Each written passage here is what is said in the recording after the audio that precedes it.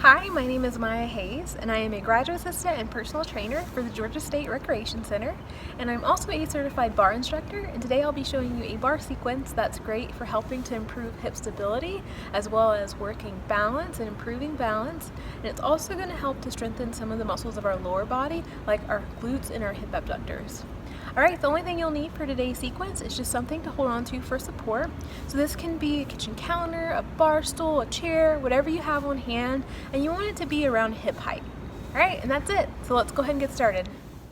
So I'll be demonstrating a passe sequence. So we'll begin with the feet in first position. So this is with the heels in and the toes pointing out. And we'll start with nice tall posture, so the shoulders rolled back and the chest lifted. And we're going to begin our first motion of the sequence, which is coming into a passe, by extending our leg directly behind us, making a diagonal shape with our leg, and then lifting the leg up so that the toes touch the inner part of your standing leg's knee. Now you can certainly modify this. So to modify this, you just wouldn't come quite as high. So you don't have to come up to the knee. So you can bring the foot in to touch more of the calf area or wherever feels most comfortable for you. So we'll move into the next part of the sequence, which is transitioning into a movement called an attitude. So what we'll do is we'll hold our last passe, and from our passe, we're going to rotate the knee inwards and down. So this should feel like a smooth motion as you rotate, making it nice and controlled here. So as you rotate the knee inwards and down, the inner thigh should be pointing down towards the mat, and your foot should naturally come behind you. On our last attitude transition, we're going to push the hip back to engage the glutes, and then from here we're going to pulse. So you're just going to lift the hip up and down just a couple of inches, again making this a slow and controlled motion.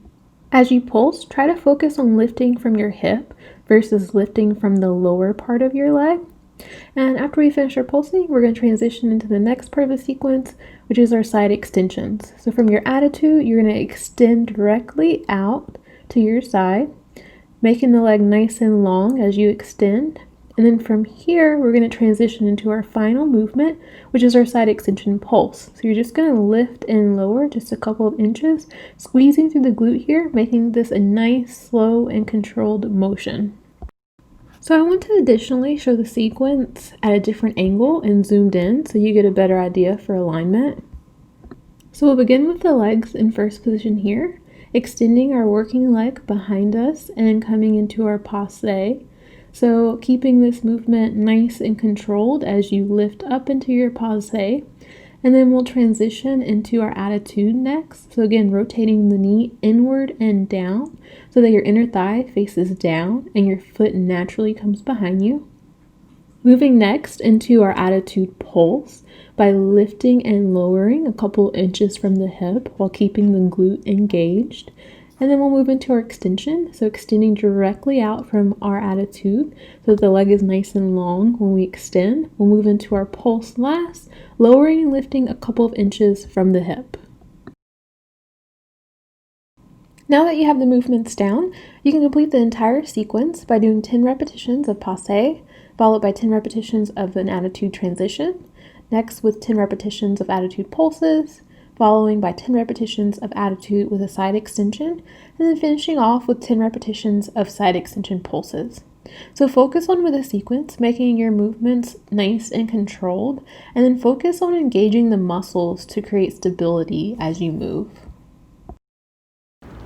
Alright, that concludes today's barre workout. I hope you found it both challenging and effective, and feel free to modify the repetitions as you see fit. So you can increase the reps to make it more challenging or decrease the reps to modify it to make it a little bit easier.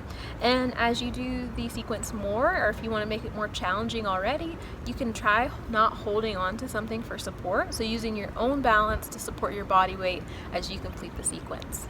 Alright, I hope you enjoyed, and I'll see you next time.